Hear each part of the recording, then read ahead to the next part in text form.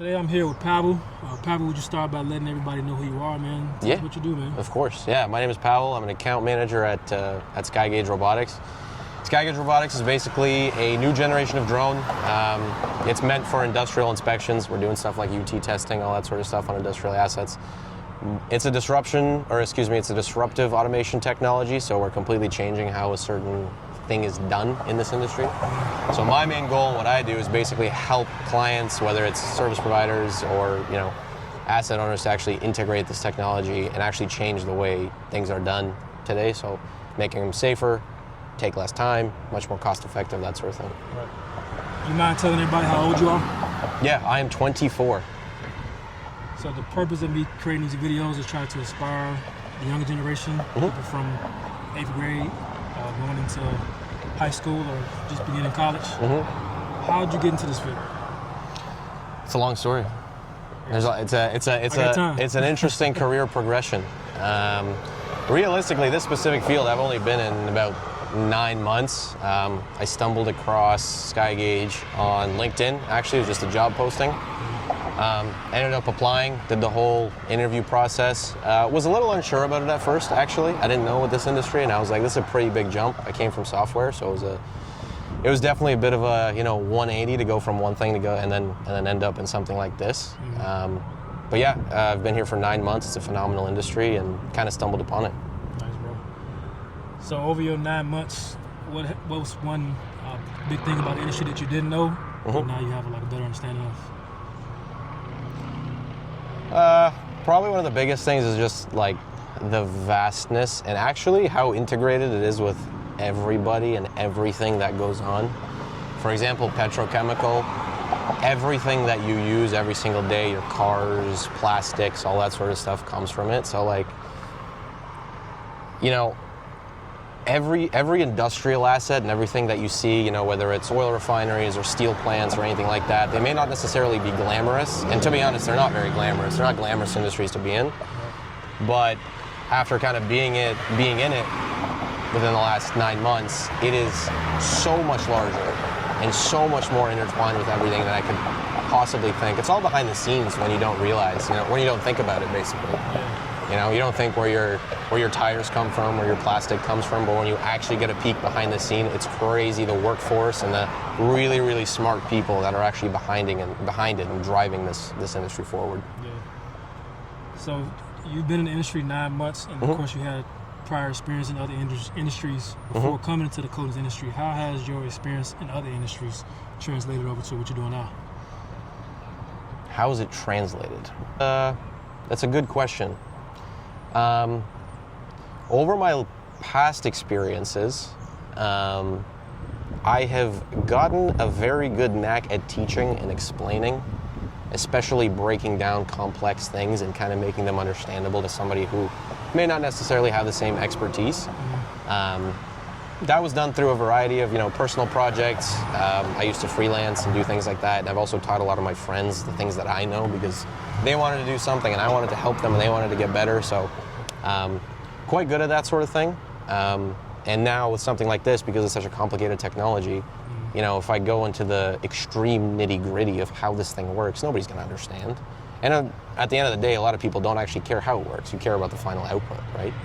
But taking that technology and actually framing it in a way that people can understand and then apply to their industry and what they do is a skill that is unmatched. It is a great life skill that you'll be able to apply to everything you ever do. So in our industry, as of lately, we've seen an increase in technology in our industry. And I personally think that technology is the key that can open up the minds of the younger generation. Yes. Just give me your take on stuff like drones and painting robots and how it can be used to inspire the younger generation, people our age and younger, to consider this curriculum. Well, the world is moving towards it, whether you like it or not, kind of thing. That's just the blunt answer, realistically. You see it with self-driving cars and all that sort of stuff. Autonomy is something that is going to just have an exponential growth over the next couple decades. But I mean, to get into it and to kind of understand it, it's you need to understand what you're ultimately doing.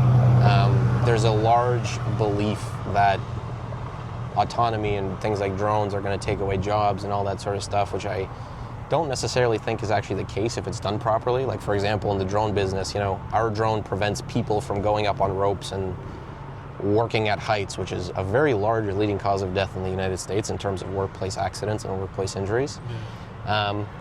It's more so of a shift. So things like drones and all that sort of stuff, you're not taking away, you know, a rope access crew's jobs. You're now just retraining them to utilize another tool so they don't have to go up there. That drone is an extension of a person going up there. It's not taking anything away. And I don't know about you, I don't want to dangle 280 feet off of a side of a flare stack or a tank and touch a piece of metal to figure out if it's going to collapse over the next couple of years. So in the marine industry, they got a term that's called ALARA, as low as reasonably achievable, and they use it for just trying to keep your radiation exposure as low as possible. I feel the same with my heights. I can go up there. But if I don't have to, you don't want to. Why? Exactly. Listen, it's a safety thing. Like, this industry is not an industry that is easily replaceable.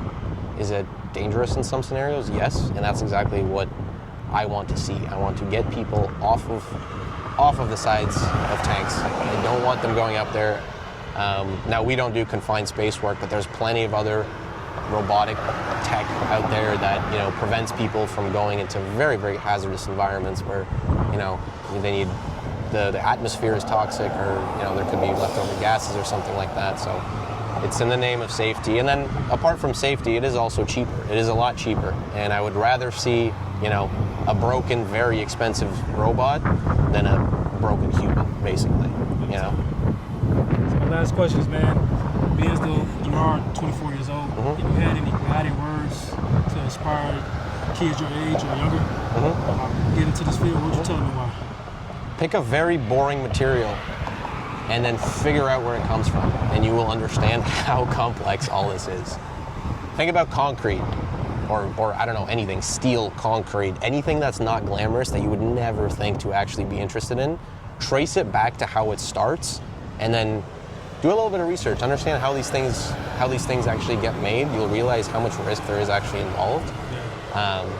And then start to see, you know, what technology is out there. How are people actually working towards this? I guarantee you'll find something, and if you're a tech person and you like robotics and you're good at, you know, implementing this sort of thing and you can talk to people about it, then I guarantee you will enjoy this industry. Yeah, I couldn't agree more, man. This industry has changed my life. Agreed. I'm sure it's changed your life. It has. It has. Changed many people our age and every life. So. That's right. That's right. Keep doing what you're doing, man. Appreciate you. Thank you. Appreciate you, man.